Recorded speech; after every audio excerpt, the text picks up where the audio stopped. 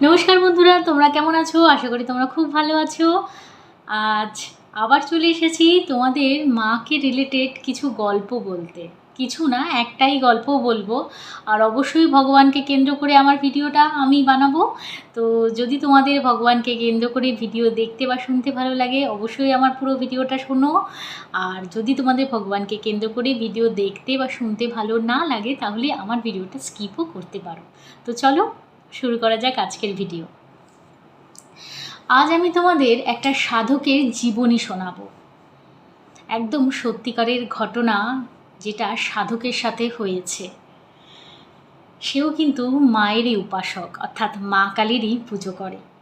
আমি তোমাদের আমার ভিডিওগুলো যদি তোমরা শুনে থাকো, তাহলে তোমরা জেনে থাকবে আমি কিন্তু বারবার একটা কথাই বলি, মা কিন্তু অনেক পরীক্ষা নেয়। মায়ের সাথে যে যোগিনীরা থাকে তারাও কিন্তু অনেক পরীক্ষা নেয়, তারপরেই তোমাকে মায়ের কাছে যেতে দেয়। মায়ের সেবক তারা, মায়ের কাছে উল্টোপাল্টা লোক কিন্তু যেতে পারে না, মায়ের সাধক সবাই হতে পারে না। এ বিষয়ে তোমাদের আমি আগেও বলেছি, সত্যি মায়ের সাধক সবাই হতে পারে না। পুজো মাকে সবাই দিতে পারে, অধিকার মা সবাইকে দিয়েছে পুজো দেওয়ার।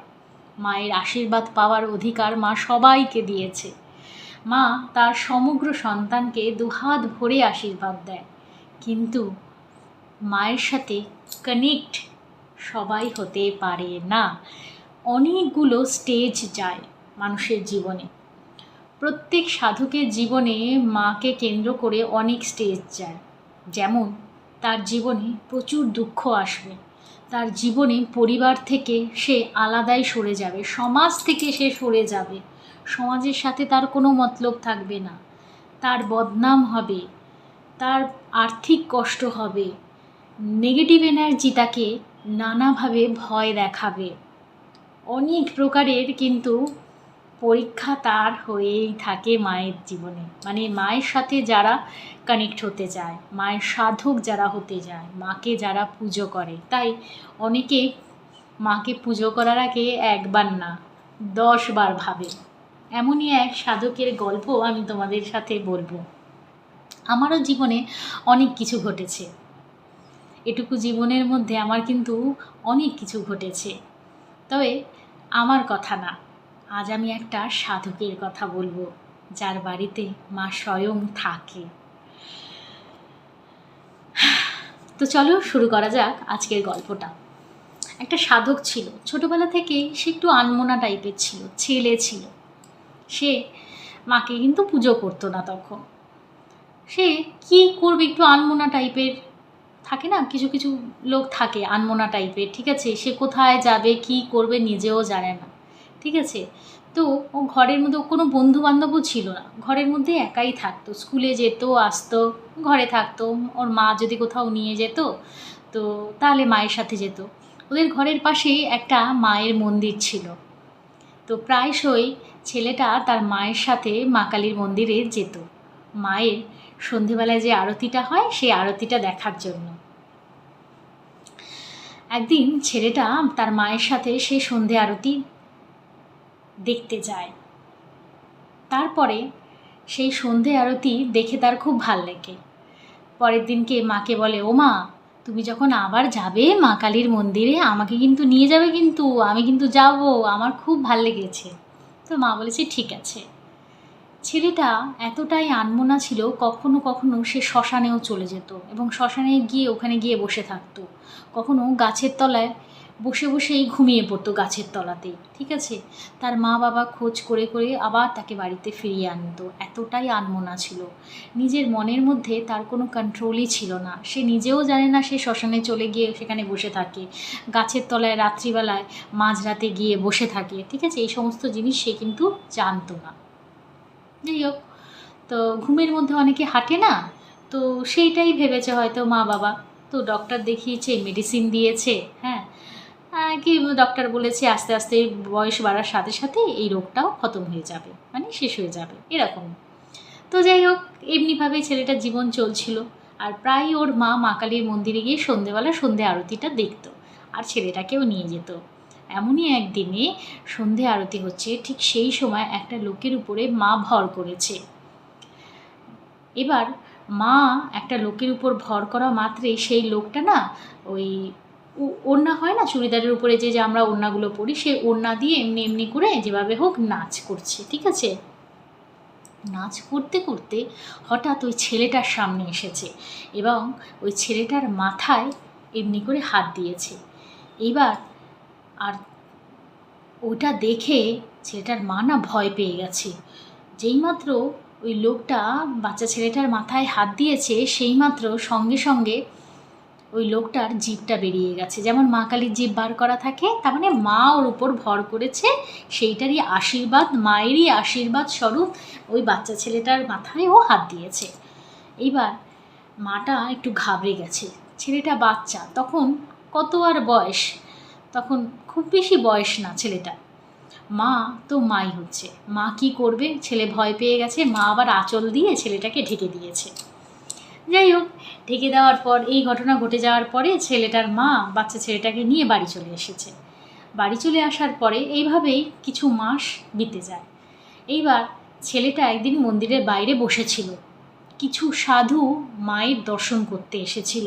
যেমন এখনকার তো সেরকম সাধু ফাধু আসে না, আগে না মন্দিরে সাধুরা দর্শন করতে আসতো, ঠিক আছে। মায়ের বিগ্রহ দর্শনের জন্য মন্দিরে কিন্তু সাধুরা, আগেকার দিনে সাধুরা আসতো দল বেঁধে। তো এরকমই কয়েকজন সাধুর টলি এসেছিল দল বেঁধে মন্দিরে মায়ের দর্শন করতে। এবার কি হয়েছে, তখন তারই মধ্যে দিয়ে একটা সাধু ওই বাচ্চা ছেলেটাকে মন্দিরের সামনে গাছের তলায় বসে থাকতে দেখেছে। তখন একটা সাধু তার কাছে গেছে, হ্যাঁ, বাচ্চা ছেলেটার কাছে গিয়ে বলছে, কিরে মায়ের দর্শন পেতে চাস? তো তখন বলছে, হ্যাঁ পেতে তো চাই, আমি তো গেলেই মায়ের সাথে দর্শন করি। তো তখন বলছে, না মায়ের জীবন্ত দর্শন পেতে চাস? তখন না ছেলেটা না চুপ হয়ে গেছে, ও কি বলবে ভেবে পাচ্ছিল না। ইতিমধ্যে ওর মাও চলে এসছে। তো তখন ওর মাকে ওই সাধুটা বলছে, ভয় পাস না রে মা, মা তোর ছেলের সাথে থাকে, তোর ছেলে আগের জন্মের মায়ের উপাসক ছিল, মা ওর সাথে সাথে চলে, তোর ছেলের বিরাট বড় কপাল রে, মা তোর ছেলেকে চুজ করেছে নিজে সাধক রূপে। এ কথা শুনে ওর মাও অনেকটা অবাক হয়ে যায়, ও তো কখনো মাকে পুজোই করেনি, ও তো রোজ সন্ধেবেলা খালি আসে মায়ের দর্শন করার জন্য, মায়ের সন্ধে আরতি ওর ভালো লাগে, সে কথাটা সাধুকে সে জানায়। সাধু বলে, ঠিক আছে মায়ের দর্শন আমি ওকে করাবো। মায়ের একটা বীজ মন্ত্র ওই বাচ্চাটাকে শিখিয়ে দেয়। তারপরে ছেলেটাকে কিছু নিয়ম বলে দেয়। তোমাদের আমি বলে দেই, পুজো দেওয়ারও কিছু নিয়ম আছে জানো তো, মায়ের সাধক সবাই হতে পারে না, ঠিক আছে। আচ্ছা, ছেলেটা তখন বিয়ে হয়নি, বয়স কম, কত আর হবে, 20-22 হবে না, হয়তো 19-20 এরকম হবে। তো সাধুটা মায়ের কিছু বীজ মন্ত্র, বীজ মন্ত্র কি সাবার মন্ত্র আমি বলতে পারবো না, সেটা কনফার্ম, কিছু মন্ত্র বলে দেয় যে সেই মন্ত্রের পাঠ করতে হবে। মায়ের সামনে সর্ষের তেলে প্রদীপ জ্বালাতে হবে, লাল কাপড়ের উপরে মাকে বসিয়ে, মায়ের বিগ্রহটাকে বসিয়ে লাল ফুল তার চরণে দিতে হবে, তার সামনে ভোগ নিবেদন করতে হবে এবং নিজেও লাল আসনে শুদ্ধ শরীরে উলঙ্গ হয়ে বসে জপ করতে হবে। অনেক কিছু নিয়ম আছে মায়ের সাধক হতে গেলে। তো এইগুলো সেই ছেলেটাকে বলে দিয়েছে কিছু কিছু নিয়ম, এবং বলেছে 11 দিন পরে মা দর্শন দেবে, তার মধ্যে তার কিন্তু অনেক পরীক্ষাও হবে, সেই পরীক্ষাটাকে তাকেই পাশ করতে হবে নিজের বুদ্ধির বলে। তোমাদের আমি আগেও বলেছি ভিডিওতে, মা কিন্তু পরীক্ষা নেবেই, তার ঊর্জাটাকে তোমরা ঝেলতে পারবে কি না, ঝেলতে পারবে মানে সহ্য করতে পারবে কি না, সেই ঊর্জাটাকে, মায়ের ঊর্জা কিন্তু ছোটো মোটো ঊর্জা নয়। আমি সবসময় ভিডিওতে একটা কথা বলি, তোমার সোলটাকে পিওর করো, তোমার সোলটা যত পিওর হবে তোমার মধ্যে অরাটা তত ক্লিন হবে, অরা যত ক্লিন হবে তোমার মধ্যে ঊর্জা নেওয়ার ক্ষমতা তত বাড়বে, ঠিক আছে। প্রত্যেকের সাথে প্রত্যেকে কানেক্ট করা, সব কথা তো আমি ভিডিওতে বলি না সবসময়, কেন সত্যি কথা বলতে ভিডিও বানাতে অনেকটা সময় লেগে যায়, এবার একটা টপিকের উপরে যদি ক্লিনভাবে বলতে যাই তাহলে একটা টপিক হচ্ছে 1 ঘন্টা 2 ঘন্টা 3 ঘন্টাও হয়ে যেতে পারে, তো সেই কারণে সেটা আর হয়ে ওঠে না। যাই হোক, আবার চলে আসি গল্পে। তো ছেলেটা সাধুর কথা মতো মায়ের পুজো শুরু করে। প্রথম দিন কিচ্ছু হয়নি, মধ্যরাত্রে কিন্তু এটা পুজো করতে হয়। প্রথম দিন কিছু হয়নি, দ্বিতীয় দিন কিছু হয়নি, তৃতীয় দিন কিছু হয়নি, চতুর্থ দিন কিছু হয়নি, পঞ্চম দিনও কিছু হয়নি, ষষ্ঠ দিনও কিচ্ছু হয়নি। সপ্তম দিন থেকে ছেলেটা আস্তে আস্তে না ভয় পেতে শুরু করলো। প্রদীপ বারবার নিভে যাচ্ছে, ঘর অন্ধকার, খালি শুধু প্রদীপেরই আলো জ্বলবে, খালি মা আর ওই ছেলেটা থাকবে, আর মন্ত্র থাকবে, মন্ত্রের পাঠ থাকবে, রুদ্রাক্ষের মালাতে মন্ত্র পাঠ করতে হয়, ঠিক আছে। এবার সেটা না প্রথম দিন বারবার প্রদীপটা নিভে যাচ্ছে বলে ভয় পাচ্ছে, বারবার খালি প্রদীপ জ্বালাচ্ছে, তারপর আবার মায়ের পাঠ করছে। পাঠ যতক্ষণ না কমপ্লিট হয় ততক্ষণ আসন ছেড়ে ওঠাও যায় না, ওঠা যায় না, ঠিক আছে, অনেক নিয়ম আছে। এরকম মন্ত্রপাঠ করে যাচ্ছে, গাটা ভারী হতে শুরু করে। তবুও সাধুর কথা মতো ও কিন্তু মন্ত্র পাঠ করেই যায়, কারণ মন্ত্র কমপ্লিট তাকে করতেই হবে যদি সে মায়ের দর্শন করতে চায়। সাধুর কথা মতো ও মন্ত্র পাঠ করে যায় এবং মন্ত্র কমপ্লিট হওয়ার পরেই সে আসন ছাড়তে পারবে, তার আগে নয়। কিছু নিয়ম আছে, মন্ত্রপাঠ করতে হয়। যারা সংকল্প করে মন্ত্রপাঠ করে তাদের একটা সংকল্পটা পূরণ করতে হয়, এবং সে যত সংখ্যার মন্ত্রটা নিতে চায়, যেমন কেউ বলে সংকল্প করে যে আমি 108 বার মালা জাপবো, তারপরেই আমি আসন ছেড়ে উঠব, তো ওকে 108 বারই মালা জাপতে হবে, 107 বার হলেও চলবে না। তো এভাবে ওর ষষ্ঠম দিন থেকেই গাটা ভারী হতে শুরু করে, বারবার প্রদীপটা ওর মনে হচ্ছিল নিভে যাচ্ছে। যাই হোক, এটা এমনি গেল ষষ্ঠ দিন। এরপর আসছে সপ্তম দিন। সপ্তম দিন আসনে বসা মাত্রই ওর গাটা ভার হতে শুরু করে। ওর মনে হয় ওর সামনে পিছনে কেউ যেন আছে, কেউ যেন ওকে দেখছে। তবুও সে আসন তো ছেড়ে উঠতে পারবে না, ওর পাঠ ওকে করেই উঠতে হবে। এইবার আসছে অষ্টম দিন। অষ্টম দিনকে ও শুনতে পাচ্ছে ওকে কেউ ডাকছে, এই মন্ত্রপাঠ বন্ধ কর। তবুও ও উঠতে পারবে না, ওর ভয় লাগছে। ঘর অন্ধকার, শুধু মা আছে আর সাধক আছে আর জাপ আছে আর একটা প্রদীপ জ্বলছে, মায়ের ভোগটা রয়েছে আর মায়ের চরণে ফুল আছে।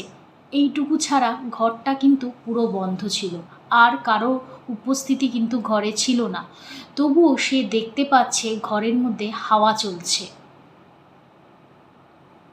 হাওয়া চলাটা দেখা যায় না, অনুভব করা যায়। সে অনুভব করতে পারছে ঘরের মধ্যে হাওয়া চলছে, এবং প্রদীপটা ক্রমাগত প্রথম দিন থেকেই খালি বন্ধ নিভে যাচ্ছে। সে আবার প্রদীপ জেলে ঠাকুরের মন্ত্রপাঠ শুরু করে এবং রীতিমতো সে কাঁপতেও শুরু করে, কারণ তার চারপাশে সে অনুভব করছে কেউ না কেউ আছে। নবম দিনকে সে দেখতে পায় একটা মহিলা তার ঘরের ভিতরে ঢুকে যাচ্ছে, কিন্তু মহিলাটা আবার অদৃশ্য হয়ে যাচ্ছে। তবুও সে কাউকে চিৎকার করে সাহায্যের জন্য ডাকতে পারছে না, কিন্তু মহিলাটা তাকে কিন্তু কোনো রকমভাবে ক্ষতি করার চেষ্টা করেনি। নানান প্রকারের ডিস্টার্ব তৈরি করছে মহিলাটা, কখনো তার পাশে এসে বসছে, কখনো তার কানে ফু দিচ্ছে, এমনি করে ডিস্টার্ব করছে তার সাধনাতে। তবুও সে মন্ত্রপাঠ করে যাচ্ছে এবং আসন ছেড়ে সে উঠতে পারেনি। দশমতম দিনে কিচ্ছু হয়নি, সে সহজেই মন্ত্রপাঠ করেছে মায়ের সামনে, করে নিয়ম অনুযায়ী মন্ত্রপাঠ করার পর সেই স্থানে শুয়ে পড়তে হয়। সে এত ভয় পেয়ে গেছিল, সে আর সেই ঘরে শোয়নি। ঠাকুর ঘর থেকে বেরিয়ে সে নিজের রুমে গিয়ে শুয়ে পড়েছে। আর নিজের রুমে গিয়ে শুয়ে পড়ার পর তার ঘুম পেয়ে যায়, সে ঘুমিয়ে পড়ে। হঠাৎ করে তার চোখটা খুলে যায়, সে চোখের সামনে দেখে তার চোখের সামনে ঘর ভর্তি অনেক মহিলা তাকে ঘিরে দাঁড়িয়ে আছে। কেউ সিলিংয়ের উপর লটকে আছে, কারো মুখ থেকে রক্ত পড়ছে, কেউ কঙ্কাল, কেউ নতুন বউয়ের মতন সেজে রয়েছে, কেউ কাঁদছে, কেউ হাসছে, আর তারই মধ্যে অনেকজন মহিলা কঙ্কাল রূপেও রয়েছে। সে বারবার তাকে বলছে তার পুজো বন্ধ করে দিতে। তাকে বারবার বলছে, তোর কি চাই বল, আমি তোকে দেব, তুই পুজো বন্ধ কর, ওই মন্ত্র পাঠ করা বন্ধ কর। এমনি করে তাকে প্রচুর ভয় দেখিয়েছে। রীতিমতো ছেলেটা কাঁদতে শুরু করেছে। সে সেই পরিস্থিতিতেও ছিল না সে তার মাকে ডাকবে। এরপর আসে 11তম দিন, তবুও সে পুজো করা ছাড়ে না। 11তম দিনে পুজো করার পর সে কিন্তু তখন মায়ের দর্শন করতে পারেনি। 11তম দিনে পুজো করে রাত্রিবেলায় মন্ত্র জাপ করে সে আবার নিজের রুমে চলে আসে এবং দরজা বন্ধ করে সে মনে মনে ভাবতে থাকে, আজকে 11তম দিন, ভগবানের দর্শন আজকেই হবার ছিল। এত বাধা, কতবার প্রদীপ নিভে গেছে, কত কিছু হয়েছে, আমার পুজোটাই হয়তো আমি ভালো করে দিতে পারিনি। কিন্তু সেই 11তম দিনে ভগবানের দর্শন সে তার রুমে বসে করেছে এবং স্বয়ং মা একটা বাচ্চা রূপে এসেছিল তার কাছে, কাঁদছে, তার কাছে থাকতে চেয়েছে। মা তার সাথে কথা বলেছে এবং রাত্রিবেলায় একটা মহিলা এসে একটা কোলে বাচ্চা নিয়ে এসেছে। সেই সাধুর কথা মতো একটা মহিলা একটা ছোট কোলে বাচ্চা নিয়ে এসেছে।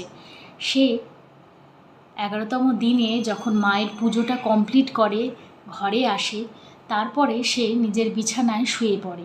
হঠাৎ করে সে নুপুরে ছুম ছুম আওয়াজ শুনতে পায়, আর এই নুপুরের আওয়াজটা কিন্তু অন্য রকমই ছিল।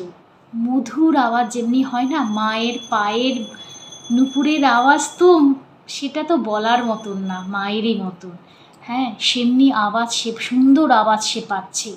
তার সাথে সাথে সুন্দর গন্ধ সে অনুভব করেছে। তার ঘরটা সুন্দর পদ্ম ফুলের মতন গন্ধে ভরে উঠেছে। তার ঘুম ভেঙে যায় নুপুরের আওয়াজে আর অত সুন্দর গন্ধে। আমরা কিন্তু কখনোই ঘুমের মধ্যে কোনো গন্ধ অনুভব করি না, কিন্তু সেই সাধক গন্ধ পেয়েছে এবং সে ঘুম থেকে উঠে গেছে। এবং ঘুম থেকে উঠে যাওয়ার পর সে দেখছে তার ঘরের সামনে একটা মহিলা তার খাটের সামনে দাঁড়িয়ে আছে একটা ছোট বাচ্চাকে নিয়ে। মহিলাটা সেই ছেলেটাকে বলছে, হ্যাঁ রে, এই বাচ্চাটা তো তোর কাছে আসার জন্য খুব কাঁদছে। ও অবাক দৃষ্টিতে বলছে, কাঁদছে এই বাচ্চাটা আমার কাছে আসার জন্য? কে? আমার একে চাই না।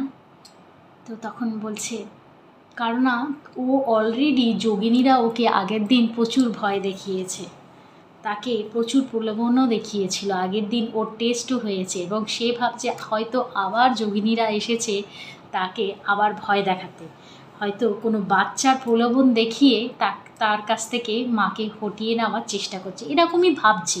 আর সাথে ভয় তো ও পাচ্ছে। কিন্তু এই মহিলাটা কিন্তু সুন্দর রূপে শাড়ি পরে সুন্দর করে বাচ্চাটাকে নিয়ে এসেছিল। তবুও সে আর কাউকে বিশ্বাস করে উঠতে পারছে না, কারণ ওর উপর যা পরীক্ষা গেছে সে কেবল শুধুমাত্র সেই জানে। প্রচুর ভয় সে পেয়েছিল।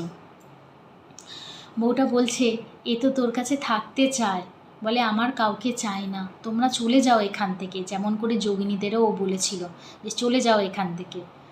বলছে, না রে, আমি যদি সেই বাচ্চাটা বলছে তখন, আমি যদি একবার চলে যাই আমি কিন্তু আর আসবো না, চিন্তা করে দেখ, তুই কিন্তু আমাকে বারবার ডেকেছিলিস। একথা বলে বউটা বাচ্চাটাকে ছেড়ে দিয়ে সেখান থেকে চলে যায়। বাচ্চাটা হাত থেকে নিচে পড়ে যায়, বউটার হাত থেকে নিচে ফেলে দিয়ে চলে যায় বউটা, আর বাচ্চাটা মেঝের মধ্যে পড়ে যায়। ওদিক থেকে এই মা মেঝের মধ্যে বাচ্চাটাকে ফেলে দিয়ে চলে গেল। সেকেন্ডের মধ্যে ও মেঝের দিকে যেইমাত্র দেখছে মায়ের আলতা মাখানো সোনার নূপুর পরা পা। আর সেই পাটা আস্তে আস্তে আস্তে আস্তে আস্তে বড় হয়ে গেল এবং আস্তে আস্তে এমনি করে মাথা তুলে সে দেখে মাথার ছাদ থেকে বেরিয়ে সে অনন্ত ব্রহ্মাণ্ডের মধ্যে মা চলে গেছে। এত বড় বিগ্রহ মায়ের শরীর থেকে, সমগ্র শরীর থেকে ঊর্জা বেরোচ্ছে এবং মা দুহাত ভরে সেই ছেলেটাকে আশীর্বাদ করছে। ছেলেটাকে বলছে, কিরে আমি এসে গেছি, তুই তো আমারই অপেক্ষা করছিলিস।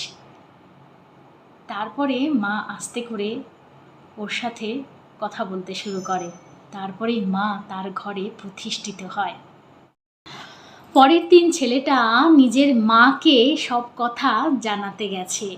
তখন ছেলেটা ঘুম থেকে ওঠা মাত্রেই সে দেখতে পায় তার মা রান্নাঘরে পায়েস বানাচ্ছে। সে অবাক হয়ে যায়, মাকে বলছে, মা তুমি এত সকালে রান্না করছো, পায়েস বানাচ্ছ? শোনো, তোমার সাথে একটা কথা বলার আছে। আমি না মায়ের দর্শন পেয়েছি, মা না আমার বাড়িতে এসেছে, চলো ঠাকুর ঘরে চলো, আমি তোমায় দেখাচ্ছি। তখন ছেলেটার মা তাকে জানায়, পরশু রাতে যখন ছেলেটা মায়ের সাথে, স্বয়ং মা কালীর সাথে কথা বলছিল, ঠিক সেই সময় মা কালী ছেলেটার মাকেও স্বপ্ন দেয় একটা কুমারী মেয়ে রূপে। এবং মা ছেলেটার মাকে বলে, কিরে আমাকে একটু তোর ঘরে স্থান দিবি? এমনি করে মায়ের সাথে কথা বলে। তারপরে বলে, মারে আমার যে বড্ড খিদে পেয়েছে, আমাকে একটু পায়েস রান্না করে খাওয়াবি? তাই সে সকালবেলা ঘুম থেকে উঠে স্নান করে মা কালীর জন্য পায়েস বানাতে গেছে। অপরদিকে ছেলেটার বাবা জানায়, সেও রাত্রিবেলায় পরশু দিনকে রাতে একটা বাচ্চা মেয়ের স্বপ্ন দেখেছে এবং সে স্বয়ং মা কালী, এবং তার কোলে উঠে বলছে, বাবা আমাকে ছেড়ে দিস না, আমি তোর বাড়িতে থাকতে চাই, তোর ছেলের সাথে আমি থাকতে চাই, তোর কাছে তো একটা ছেলে আছে, আমি তোর মেয়ে হয়ে থাকবো, আমাকে রাখবি না তোর বাড়িতে? তার বাবাও ওই ছেলেটাকে এই কথাটা বলে এবং তারপরে মাকে তারা প্রতিষ্ঠা করে। মায়ের বিগ্রহ তার বাড়িতে প্রতিষ্ঠা করা। কত লোকে কত সমস্যা নিয়ে আসে, সেই ছেলেটা সকল প্রকারের সমস্যা নিঃস্বার্থভাবে সাহায্য করে তাদের, এবং মায়ের কৃপায় তাদের সংসারে কোনো কিছুর অভাবও নেই। এটা একটা সত্যিকারের ঘটনা, কিন্তু এটা কোনো গল্প নয়।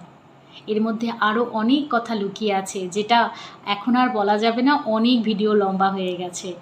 তো এরকম পরীক্ষা যদি তোমরা দিতে পারো, তবে অবশ্যই মায়ের সাধনা করবে, অবশ্যই নিজের সোলটাকে পিওর রাখবে।